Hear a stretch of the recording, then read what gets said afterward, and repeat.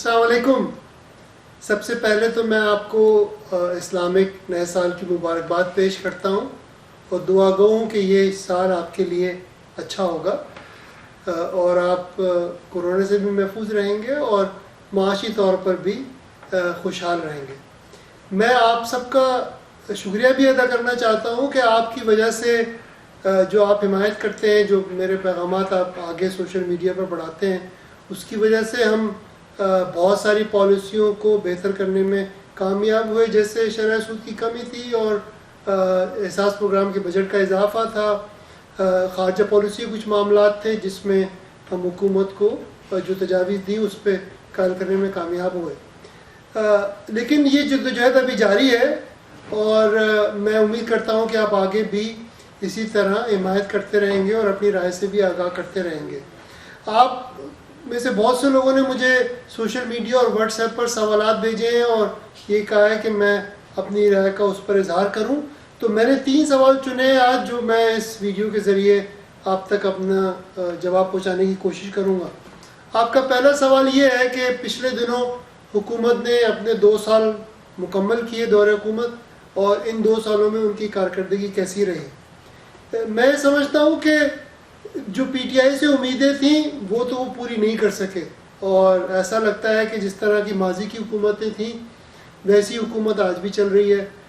Mafias کا control نظر آتا ہے ہر چیز پر، اور جو بھی فیصلے ہو رہے ہیں وہ اشرافیہ کے مفاد میں زیادہ ہیں اور عوام کے مفاد میں کم ہیں. یعنی کہ آپ یہ دیکھیں کہ آٹے چینے کی قیمتیں بہت تیزی سے آگے بڑھیں، پیٹرول دنیا میں قیمت کم ہوئی لیکن ہم نے اپنے یہاں قیمت اس کی بڑھائی.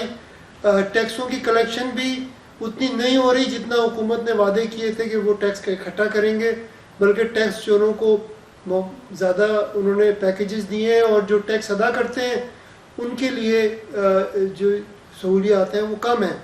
تو ٹیکس کی کلیکشن کی مد میں بھی حکومت اتنی اچھی کارکردگی نہیں دکھا سکی. اس سال جولائی کے مہینے میں حکومت نے کہا ہے کہ انہوں نے بہت اچھا ٹیکس اکٹھا کیا ہے. خوشی کی بات اگر ایسا ہے، مگر آگے دیکھتے ہیں کہ اگلے 11 مہینے میں ان کی کارکردگی کیا رہتی ہے. تو میں تو ان کی کارکردگی سے مطمئن نہیں ہوں. اصلاحات بھی یہ اتنی زیادہ نہیں کر سکے جس سے نظام میں بہتری پیدا ہو. میں تو اس بات پر قائل ہوں کہ موجودہ نظام ہمارے مسائل کا حل نہیں کر سکتا اور ہمیں اب ایک نئے نظام کی ضرورت ہے، اور اس کے لیے ہمیں قومی سیاسی مذاکرات کرنے چاہیے. کچھ چیزیں جو گورنمنٹ نے اچھی کی اس پر میں نے کبھی تنقید نہیں کی. مثال کے طور پر وہ درخت لگا رہے ہیں، بڑی خوشی کی بات ہے. جتنے زیادہ درخت لگیں گے اتنا ماحولیات کو فائدہ ہوگا. احساس پروگرام کا بجٹ انہوں نے بڑھایا، اس پہ بھی میں نے کبھی تنقید نہیں کی، اور میں سمجھتا ہوں کہ اس پروگرام کو بھی مزید بہتر کرنا چاہیے. آپ کا دوسرا سوال یہ ہے کہ حزب اختلاف کی کارکردگی کیسی رہی. تو میں خود حزب اختلاف کا حصہ ہوں، لیکن انتہائی افسوس کے ساتھ یہ کہنا پڑتا ہے کہ پچھلے 2 سال میں جو 2 بڑی سیاسی جماعتیں ہیں حزب اختلاف کی، مسلم لیگ نون اور پیپلز پارٹی، وہ ایسا لگتا ہی نہیں ہے کہ حزب اختلاف کی جماعتیں وہ ہر وقت تیار رہتے ہیں حکومت کی حمایت کرنے کے لیے. کوئی بھی قانون سازی کا عمل ہو اس میں ترامیم کرنے کے بجائے وہ منوان اسی طرح قبول کر رہے ہیں قانون کو. یعنی کہ آپ یہ دیکھیں کہ ابھی پچھلے دنوں ایک قانون 12 منٹ میں پاس ہوا. تو یعنی کہ حزب اختلاف تو لگتا ہی نہیں کہ حزب اختلاف ہے. اصل حزب اختلاف کا کردار چھوٹی پارٹیاں ادا کر رہی ہیں. آپ دیکھیں مینگل صاحب کی پارٹی ہے، وہ اب حزب اختلاف میں آئی ہے اور بڑھ چڑھ کر بات کرتی ہے. اسی طرح سے جماعت اسلامی نے کچھ اچھے اقدامات کیے پچھلے دنوں، اور حکومت کی جو قانون سازی ہے اس میں انہوں نے سوالات اٹھائے. جمعیت علماء اسلام فضل الرحمان صاحب کی جو ہے اس پر لوگ اعتراض کرتے ہیں کہ چونکہ وہ حکومت میں نہیں ہے اس لیے وہ حزب اختلاف میں بڑھ چڑھ کر بول رہے ہیں. تو ظاہر ہے جب آدمی حکومت سے باہر ہوتا ہے اسی وقت حزب اختلاف کا کردار ادا کرتا ہے. تو مولانا نے کافی اچھا کردار ادا کیا. صرف میری ان تمام چھوٹی پارٹیوں سے درخواست یہ ہے کہ وہ مسلم لیگ نون اور پیپلز پارٹی کی طرف دیکھنا چھوڑ دیں. میں نے اے پی سی کی کبھی حمایت نہیں کی اور میری بات سچ ثابت ہوئی کہ اس سے کوئی فائدہ نہیں ہوا. تو میں اے پی سی کی جو ہماری چھوٹی سیاسی حزب اختلاف کی پارٹیاں ہیں، جماعت اسلامی، JUIF، QWP اور جو مینگل صاحب کی پارٹی، ان سے میں رابطے میں ہوں اور ان سے میری یہی درخواست ہے کہ اے پی سی میں شرکت کرنے کا کوئی فائدہ نہیں ہے.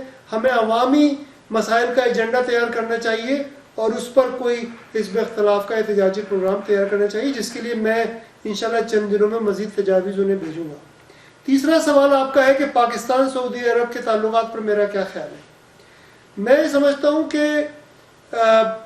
جو ہمارے دوست، جو ہمارے سرحدی ملک ہیں، جن کی سرحدیں ہم سے ملتی ہیں، جیسے چین ہے، ہندوستان ہے، افغانستان ہے، ایران ہے، چونکہ وہ ہمارے پڑوسی ہیں، اس لیے ہمیں کوشش تو یہ کرنی چاہیے کہ ان سے ہمارے تعلقات اچھے ہوں، ہندوستان کو چھوڑ کے، کیونکہ ہندوستان کا معاملہ فرق ہے، لیکن افغانستان، ایران اور چین سے ہمیں پڑوسی ہونے کے ناطے اپنے تعلقات بہتر کرنے چاہیے۔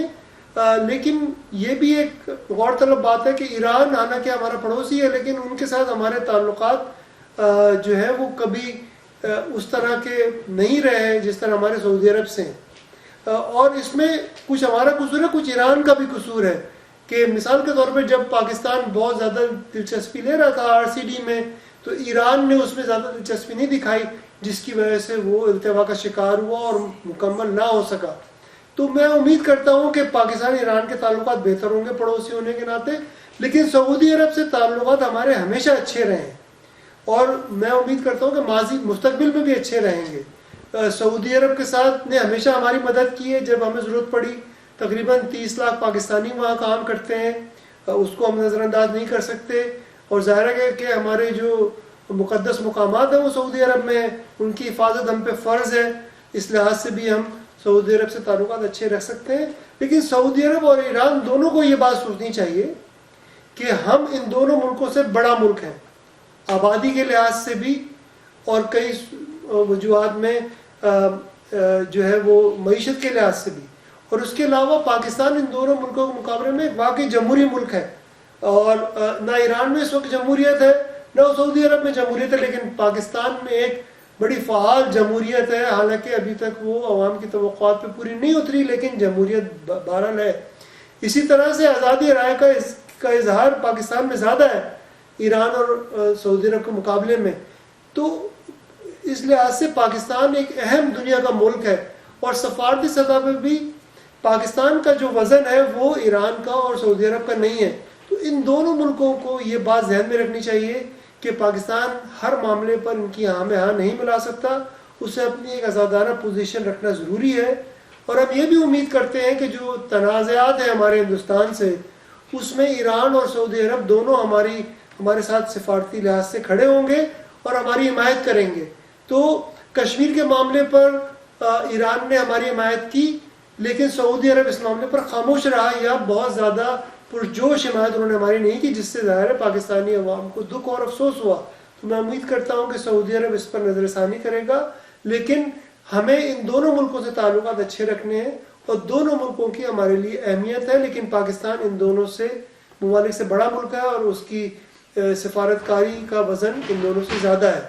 تو یہ میرے خیالات ہیں۔ میں امید کرتا ہوں کہ آپ خود بھی اس پر سوچیں گے اور اس ویڈیو کو آگے بھی شیئر کریں گے۔ شکریہ۔